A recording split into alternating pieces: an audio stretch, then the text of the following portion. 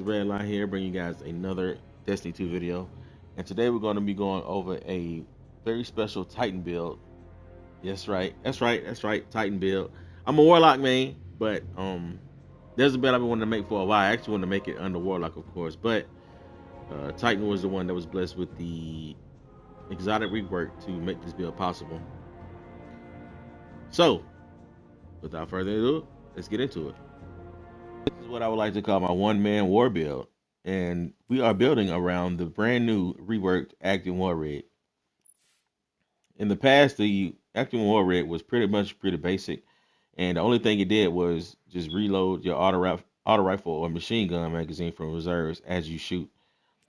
But now, since it's been reworked, now it says auto loading link steadily reloads a portion of your equipped auto rifle and machine gun magazines from reserve. So it already had that, but now final blows with auto rifles and machine guns boost their stability, ammo regeneration, and damage.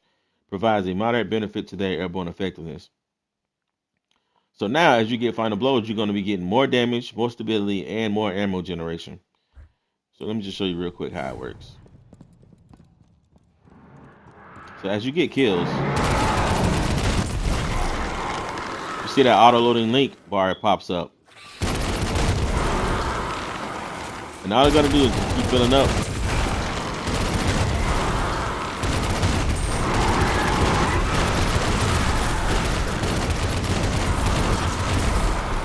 And it's filled up. But as you're filling this bar up, you're also going to be getting more damage, which I think at max is like 15% total. And you also get you're also going to be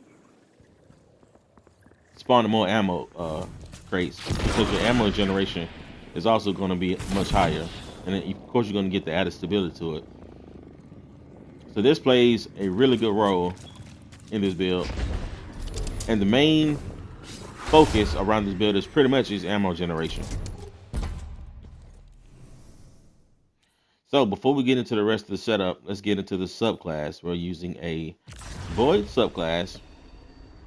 I'm using Twilight Arsenal as my super, Tyrant Barricade, Shaft Lift, Shield Throw, and Scatter Grenades. The the shield throw is up to you whether you want to use this or shield bash, and the grenade is up to you as well.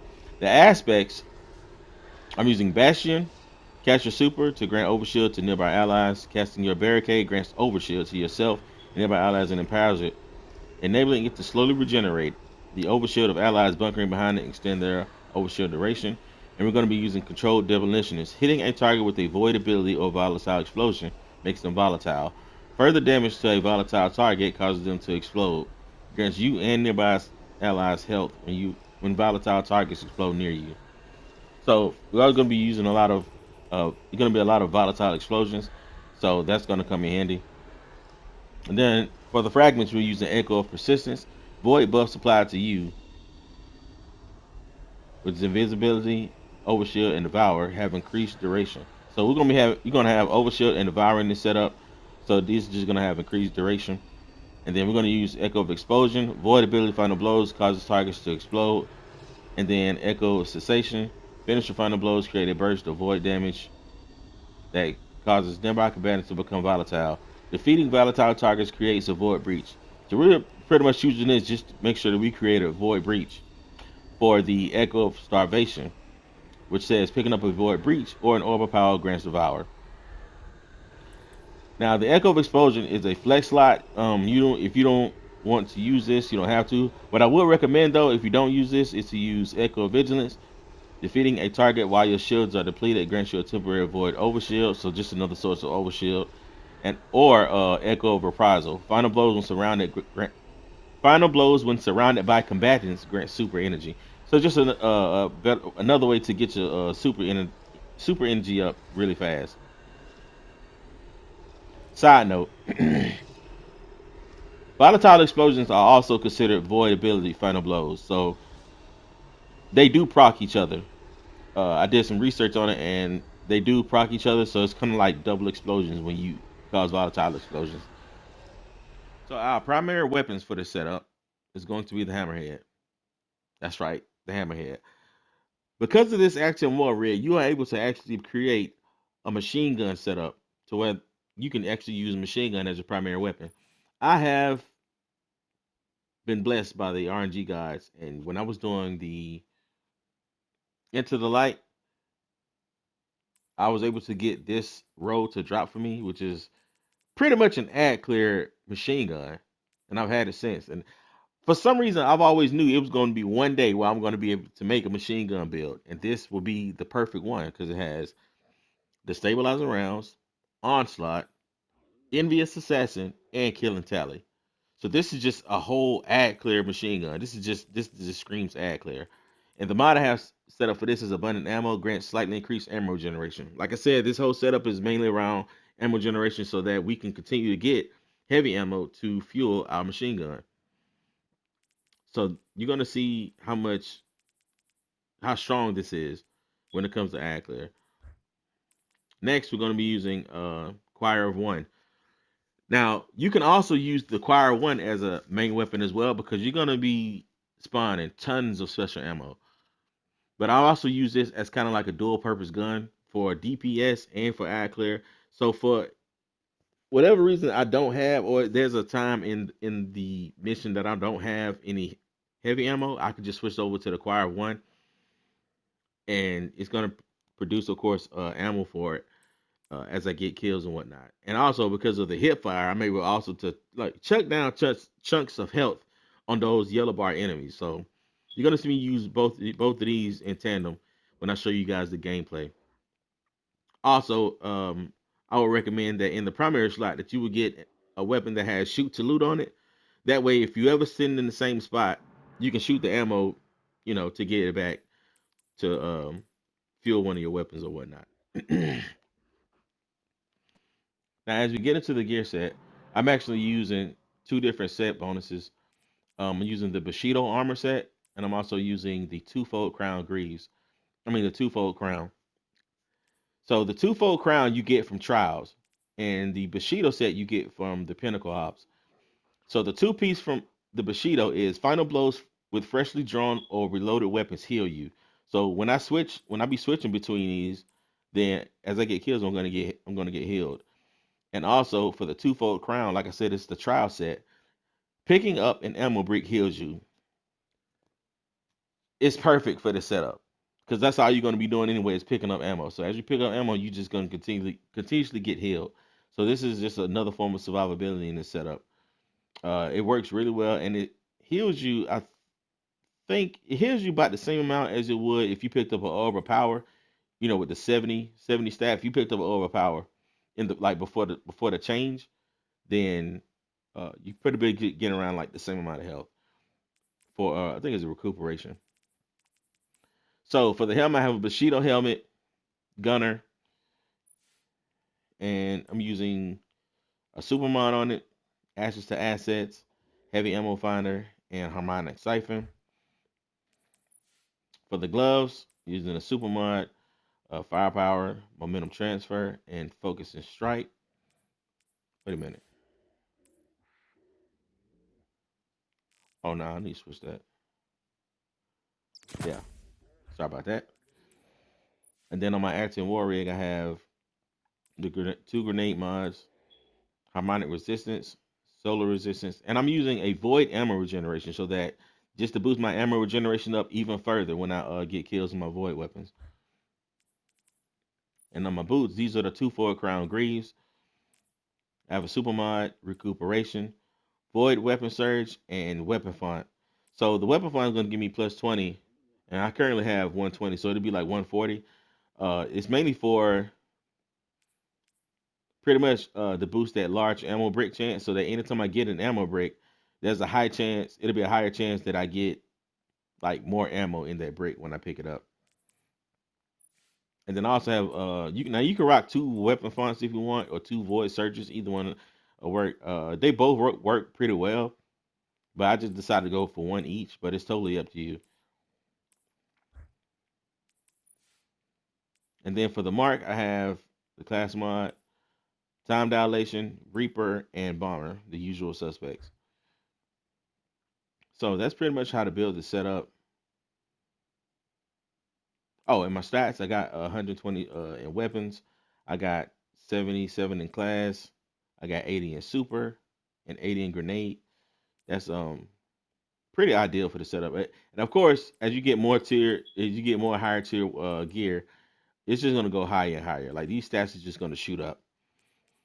Now for the artifact, the main two artifact mods you want to use is Elemental Overdrive and Shield Crash. So Elemental Overdrive, picking up an elemental pickup or tangle, grants increased damage to weapons of the same element. So because we're going to be spawning so many void breaches, we're going to be getting a lot of damage from it. And then while you have the Shield Crash, while you have Wolven Mail, Frost Armor, or a Void Shield, your melee recharges faster and then increase damage. So this is just going to help recharge your melee since you do have a low melee stat, and the overshield is just gonna you're gonna continuously begin to overshield anyway. You can also use the elemental coalescence. Defeating targets has a chance to create an elemental pickup matching your equipped super. But like I said, you're gonna be spawning void breaches anyway, even without this. But I think they stack, so you're gonna see a lot of them. I think with this you're gonna see a lot more void breaches. And I think that's it. Oh, you got yeah, for refresh threads, picking up an elemental pickup matching your subclass element or tangle while you have a strand super grants energy to your least charged ability. So you don't really need elemental coalescence because you're gonna be spawning void breaches anyway. But like I said, I think they just double up. And refresh threads is also a really good one to have. So refresh threads, elemental coalescence, elemental overdrive, and shield crush. Also, if you guys have the catalyst for the quad one that gives you volatile rounds, it's gonna make the setup even better because now you're gonna have two sources of volatile rounds. I'm currently working on trying to get the catalyst. I think I just have to keep playing the encore on expert. And as a matter of fact, the gameplay that I'm going to show you guys is the final mission, the final boss of the encore mission. So I just ask you guys to bear with me throughout the gameplay because it's been a while since I've done an encore mission. So you're going to see moments of me pretty much like trying to figure out what to do next within that boss fight. So yeah, man, I will holler at you guys after the fact with like just some final thoughts and enjoy.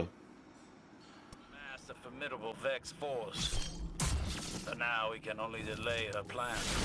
Guardian, take this opportunity to strike.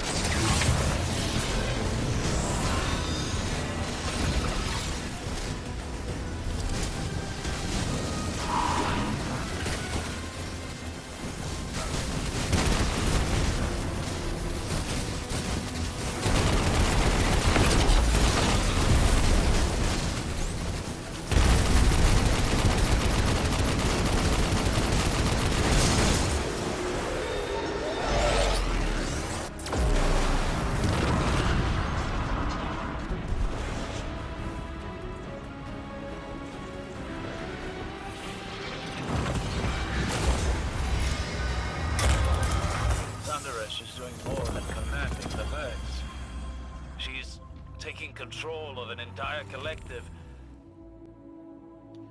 So that was the gameplay, man. Hopefully you guys enjoyed the video and the build itself. Hopefully this inspires you to want to try it out, or if you could, some type of version of it.